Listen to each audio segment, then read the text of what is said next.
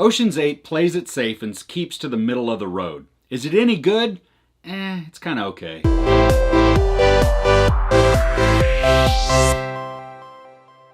Gary Ross directs an ensemble cast in Ocean's 8, and it's loosely tied to the other Ocean's movies directed by Steven Soderbergh. Now in this, we don't have Danny Ocean, who was portrayed by George Clooney. Instead, we have his sister, Sandra Bullock. She is an ex-con, surprisingly, it runs in the family, and she has decided to put together a heist with a bunch of her buddies. Instead of ripping off a casino, she's gonna do a jewelry heist.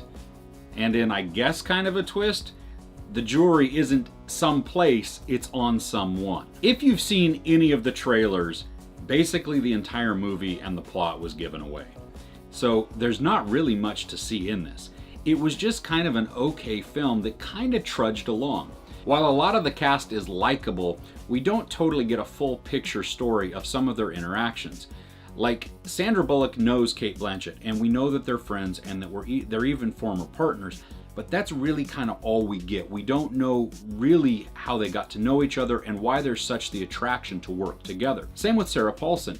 Her and Sandra Bullock had worked previously together, but again, we're just kind of left wondering, how do you really know each other? I mean, and Sarah Paulson has this whole other side thing going on that's mildly intriguing, but also, why even bring it up other than to show that you kind of are in the criminal world? Rihanna did a really good job in this. She plays Nineball, a hacker. She's very convincing and very intelligent, and she worked really well in this. Same with Mindy Kaling.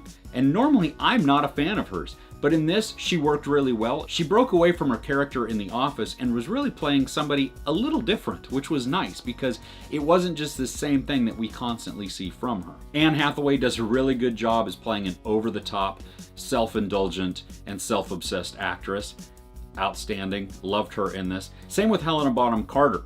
She was a joy to watch because she was just very unconfident in herself and very timid and very shy and had a lot to bring. She played it with an understated confidence, and that was really good. Just like the Ocean's movies, Ocean's 8 is a little longer of a film. And the downside to this is I felt the time a lot. Now, they spend a whole lot of time setting everything up and getting you invested in what they're going to do and why they're going to do it, so there's no real surprise because guess what? We're being told as it goes along. The plot of the film doesn't veer far away from the previous Ocean's movies. And that's not to say it's a bad thing, it's more of the same. There are some humorous parts in it, some even laugh out loud moments, but mostly those are few and far between. The rest of it, I just found myself sitting there going, waiting for something else to happen, and it just kind of trudged along. Now, as is tradition in the Ocean's movies, the third act typically is the recap of everything that they did, or the twist that happened and what they did, and it's the reveal. In Ocean's 8, though, I think it took a really long time for them, once they're in the third act, to actually get to the reveal or get to any kind of point. It basically almost served as, hey look, we're going to introduce James Corden to you, and now we're going to go off on this that's going to take another 15 or 20 minutes.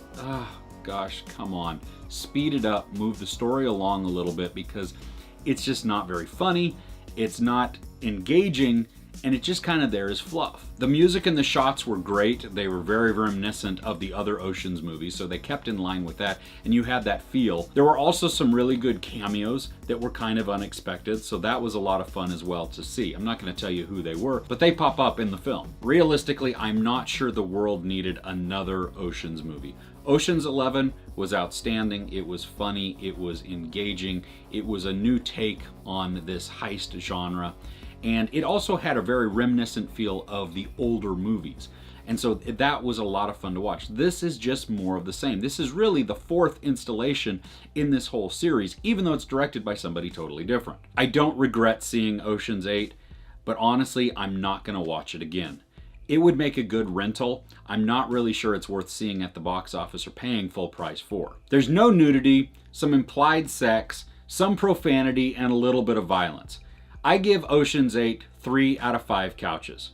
What's your favorite Ocean's movie? I'd love to hear below in the comments. If you enjoyed this review, don't forget to hit that like button. Also, please share and subscribe. I'm Chris. This is Movies and Munchies. Thanks for couching with me.